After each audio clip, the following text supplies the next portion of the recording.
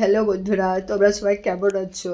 তো তোমরা যারা আমাকে চিনো, যারা দিদিভাই বা বন্ধু বলে ডাকো, তো আমার ছোট বড় সবার জন্য আজকের ভিডিওটা। তো আমার শরীরের অবস্থা দেখতে পাচ্ছ, ভীষণই খারাপ। মানে আর 4 দিন ধরে এত জ্বর, পায়ে উঠে দাঁড়াতে পারছি না, কিছু খেতে পর্যন্ত পাচ্ছি না। একটুখানি ছেলেটার জন্য কিছু খাবার বানাবো, সেটাও পাচ্ছি না।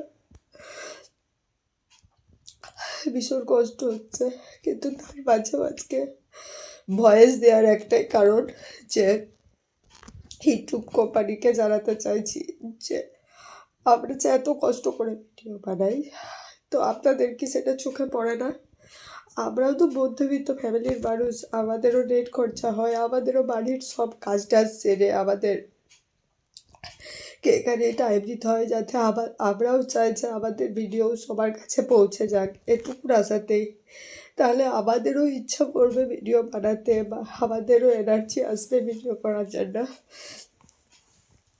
তো এইটুকুন মেসেজ দেওয়ার ছিল যে আমার ইউটিউব কোম্পানিকে। আর আমার মতো যারা ছোট ছোট ইউজাররা আছো, তারা যদি আমার সঙ্গে একমত হও, নিশ্চয়ই কমেন্ট করবে।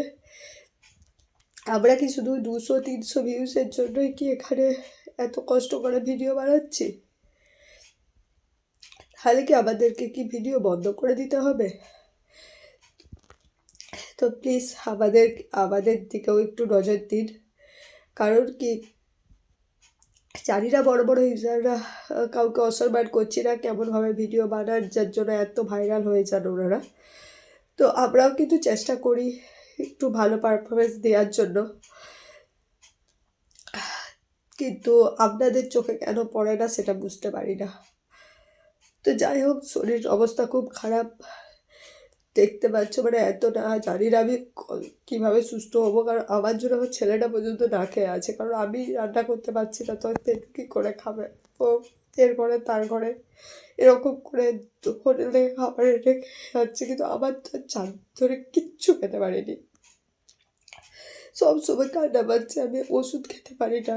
এতগুলো করে ওষুধ আমার আর ভালো লাগছে না।